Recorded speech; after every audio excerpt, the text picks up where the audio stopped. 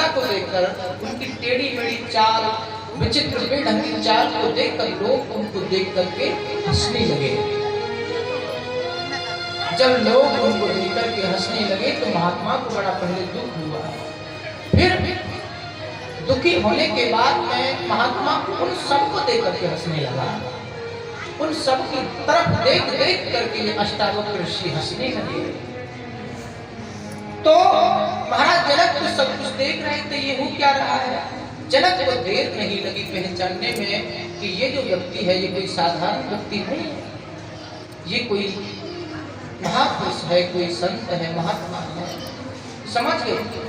उन्होंने एक प्रश्न कर दिया, हे महात्मा, मैं ये पूछना चाहता हूँ कि आपको देख करके ये सब लोग हंसे, आपकी बेढंग यह चाल, आपकी क्रूरता को देख करके ये लोग हंसे हैं, लेकिन आप इनको देख करके हंस रहे हो, आप क्यों हंस रहे हो, आपकी हंसी का क्या कारण है। तो अष्टावक्र ऋषि का कितना सुंदर जवाब सुनिए।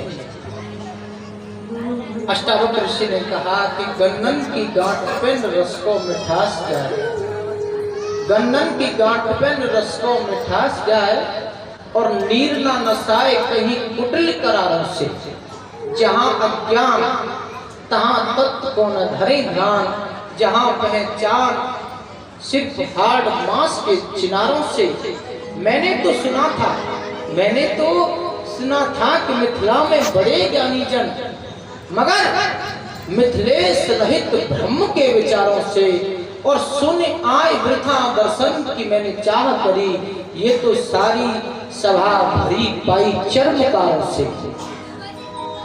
अष्टावक्र ऋषि ने जवाब दिया कि मैंने इस मिथिला को बड़ा ज्ञानी समझा था, इस राजा जनक की नगरी को, विदेह नगरी को बड़ा ज्ञानी तत्वदर्शी समझा था। मैंने ये जाना था कि वहाँ सभी लोग तत्वदर्शी रहते हैं, ब्रह्म को जानने वाले रहते हैं, परमात्मा को, आत्मा को जानने वाले रहते हैं, लेकिन ये सब गलत है, ये सत्य नहीं है। क्योंकि आज मैंने इस सभा में जब प्रवेश किया तो तुम सब लोग मेरे शरीर का दर्शन कर रहे थे, तुम सब लोगों ने मेरे शरीर का दर्शन किया, तुम सब लोगों ने ये दर्शन किया कि ये कैसा है, इसका शरीर कैसा है, इसकी चाल कैसी है, इसका स्वरूप कैसा है, तुमने ये दर्शन किया। तुमने मेरे अंदर छिपी हुई आत्मा का, उस परमात्मा का दर्शन नहीं किया। इसलिए यहाँ तत्व ज्ञानी नहीं, यहाँ ब्रह्म ज्ञानी नहीं, यहाँ तो सारे लोग चर्मकारों से, शरीर को देखने वाले लोग रहते हैं। अरे मेरे अंदर जो जीवात्मा है वो परमात्मा का रूप है, परमात्मा का अंश है, वही जीवात्मा आपके अंदर है, लेकिन आप अंदर में स्थित शाश्वत आत्मा का दर्शन नहीं कर पा रहे, उस परमपिता परमात्मा का दर्शन नहीं कर पा रहे। तुम इस बाहरी शरीर को, इस शरीर को, नश्वर शरीर को महत्व दे रहे हो जो एक दिन नष्ट होने वाला है। इसलिए कभी भी जीवन में किसी भी मानव को शरीर की महत्वता नहीं रखनी चाहिए। ये शरीर नाशवान है। भूमा अचल शाश्वत अमल संतोष तू है सर्वदा, यह देह है पोला गड़ा, बनता बिगड़ता है सदा, ये एक दिन नष्ट हो जाएगा। शरीर की 3 गतियां होती हैं, शास्त्रों में इसकी 3 गति बताई हैं। सुनो, जला दोगे तो राख बन जाएगा, फेंक दोगे तो कीड़े खा जाएंगे, और गाड़ दोगे तो कीड़े बन जाएंगे, और कोई गति शरीर की दूसरी हो नहीं सकती। गौकरण जी महाराज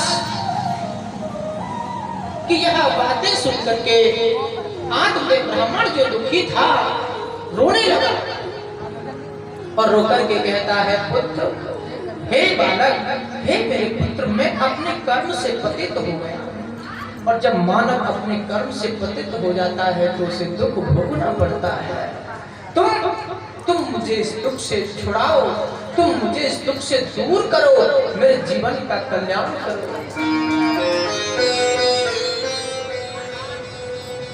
गौकर्ण जी महाराज ने संक्षेप में कहा, देखो ये महात्मा का बड़ा सुंदर प्रसंग है। इस प्रसंग के जो श्लोक है ना, बड़े उत्तम कोटि के श्लोक माने जाते हैं।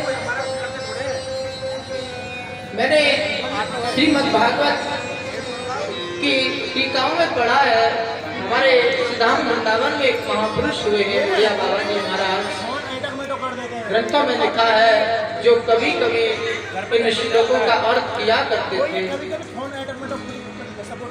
देह अस्ति मां सर्वग्रे अभिनितम तदत्तम जाया सदादिषु सदा ममता विमुञ्चः पश्यामि सं जगदं क्षण